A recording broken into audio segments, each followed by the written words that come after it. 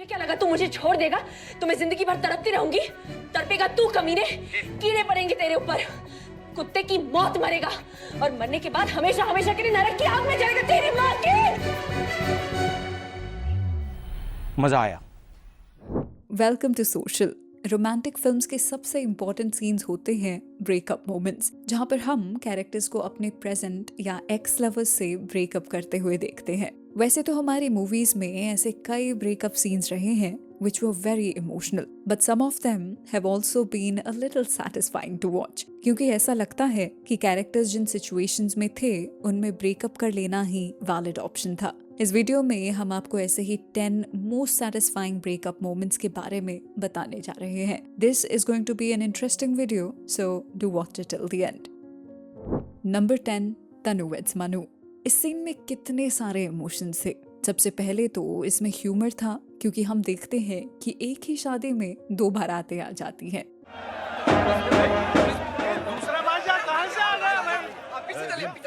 And then it becomes tense, क्योंकि राजा का character Manu को मारने की धमकी देता है। पर काफी सारे सेंटिमेंटल मोनोलॉग्स के बाद we finally see Tanu breaking up with राजा।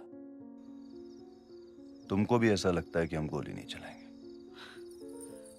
राजा, मैं तो मन्नू जी के डर से डर रही थी, वरना डरती तो मैं किसी के बाप से भी नहीं।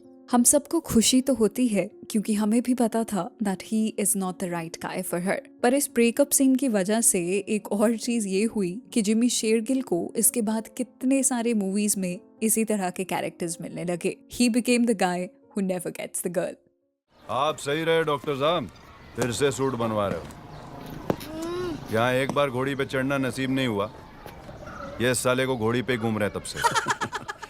नंबर 9, मेरी प्यारी बिंदु। See, this entire film was about moving on। इसीलिए इसकी एंडिंग इतनी हार्ड हिटिंग है, क्योंकि हम देखते हैं कि कैसे अभिमन्यु का कैरेक्टर फाइनली मूव ऑन करता है। वो हमेशा से बिंदु के साथ रहना चाहता था, but in the end he realises that it's better to let her go. इस मोमेंट का पता कब से इंतजार कर रहा हूँ मैं। गोविंदा बैकग्राउंड में बज रहा होगा। कुछ सामने बैठकर गिड़गिड़ा रही होगी, मुझे माफ कर दो सरकार, मुझसे गलती हो गई। This was a very cinematic moment where we see both of them dancing together। आज वो मिसेस नायर है, एक माँ है, किसी की बहू है, पर मेरे लिए वो आज भी मेरी बिंदु है। नंबर 8, प्यार का पंचनामा। ये पूरी फिल्म भी मिसमैच रिलेशनशिप्स पर बेस्ड है, where the girlfriends are the villains। As audience, हम तीनों कैरेक्टर्स के दुख दर्द सुनते हुए ये फील करने लग जाते हैं that they should definitely break up। क्या प्रॉब्लम क्या है?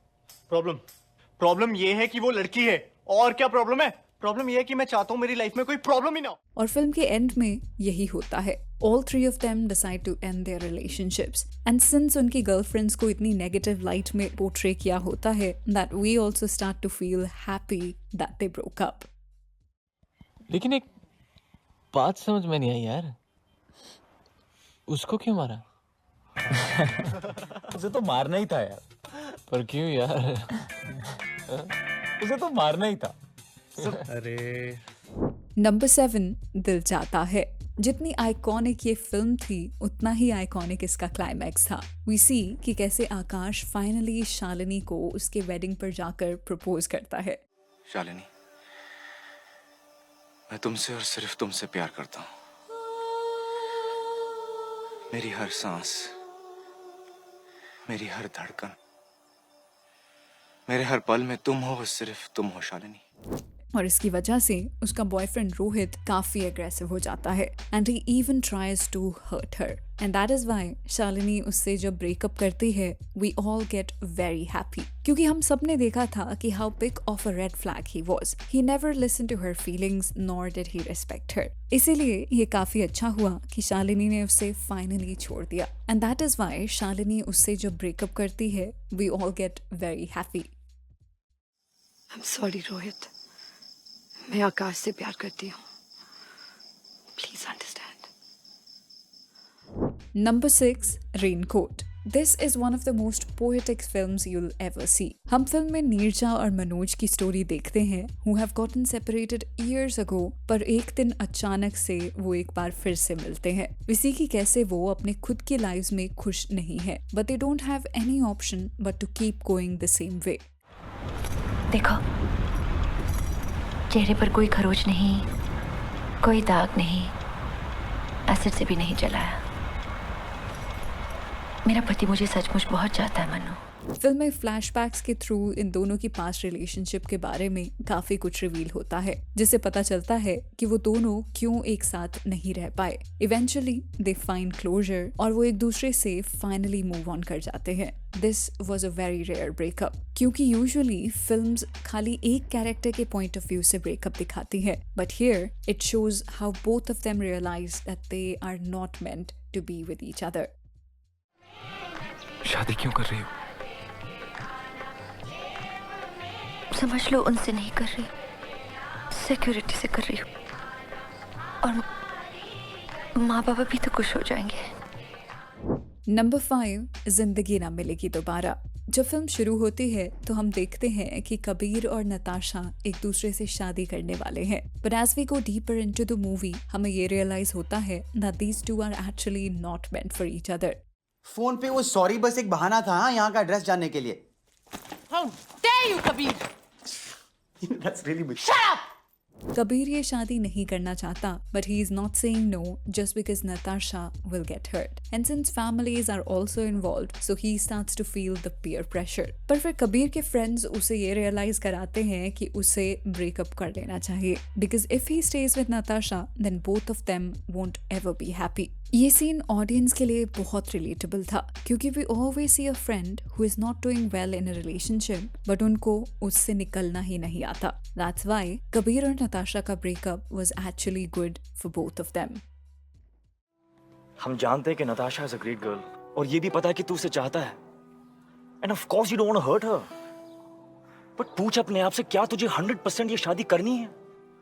और अगर नहीं, then be honest to yourself and to her. Of course she'll be hurt, लेकिन in the long run ये तुम दोनों के लिए अच्छा है यार.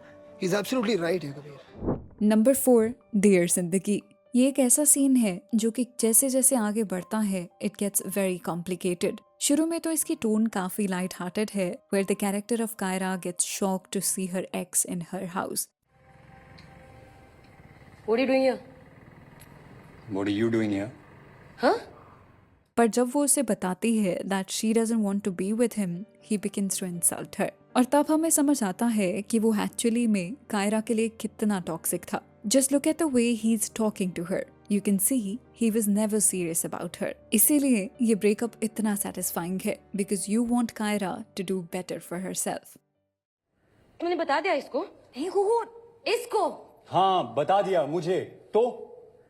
और वैसे भी क्या जरूरत है तुम्हें थेरेपी की? ऐसी कौन सी बड़ी ट्रेजेडी हो गई है तुम्हारी लाइफ में? तुम सीरियस नहीं होना चाहती थी, कमिट नहीं करना चाहती थी, so I don't understand what is the problem. You don't understand? No. Then get out! Number 3, जब वी मेट। हम सब जानते हैं कि ये सीन कितना आइकॉनिक है, बिकॉज इससे पहले हमने कभी भी इस तरह का सीन नहीं देखा था। What we love about this scene is how Geet unapologetically breaks up with Anshuman. वो उसे कॉल करती है और उस कॉल पर अपना सारा गुस्सा निकालती है। जब हमने पहली बार ये सीन देखा था, we all couldn't stop laughing just because how relatable it was.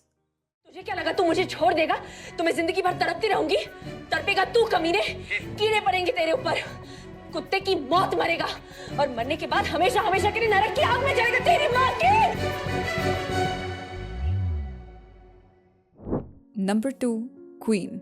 Queen का एंडिंग सीन तो सबको याद होगा, right? The moment Rani breaks up with Vijay. ये एक ऐसा मोमेंट था जो कि काफी सेटिस्फाइंग था, because it was very mature writing. हम पूरी फिल्म में देखते हैं कि कैसे विजय रानी को छोड़ देता है just because she is not modern enough.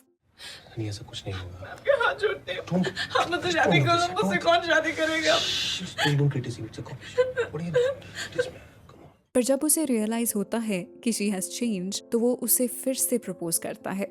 कितनी फिल्म्स में इस तरह की सिचुएशन में यूजुअली एक हैप्पी एंडिंग हो जाती है, but here the makers did something different. उन्होंने दिखाया कि कैसे रानी को अपनी खुद की वैल्यू समझ आती है, and that's why she decides to live an independent life. The film ends in a scene with Rani shown taking that happy walk in slow motion without any dialogues or even a monologue.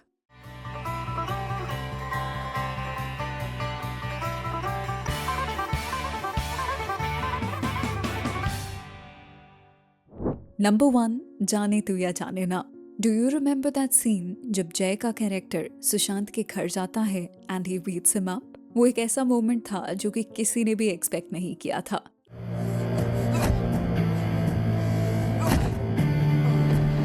क्योंकि जय हमेशा से एक cool minded इंसान लगता था, but seeing him beating Sushant was very satisfying because we all know he deserved it. जिस तरह से उसने अदिति को ट्रीट किया था, इट वाज टेरिबल। वो एक बहुत ही इनसिक्योर पार्टनर था who used to even hit her, and that is why Jay decides to take revenge from him because वो अदिति को इस टॉक्सिक रिलेशनशिप में नहीं देख सकता था। जाने तू या जाने ना,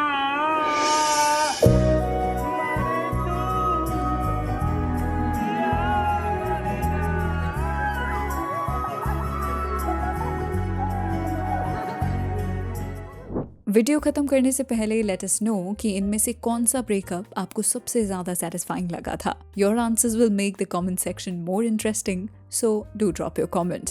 तो चलिए that's a wrap on this video. आप हमें इंस्टाग्राम, ट्विटर और फेसबुक पर भी फॉलो कर सकते हैं @socialofficial, जहां आपको हर तरह की फिल्म और एंटरटेनमेंट से जुड़ी अपडेट्स मिला करेंगी। ऐसी और भी इंटरेस्टिंग वीडियोस के लिए देखते रहिए सोशल, हर उस चीज के लिए जो आप जानना चाहते हैं।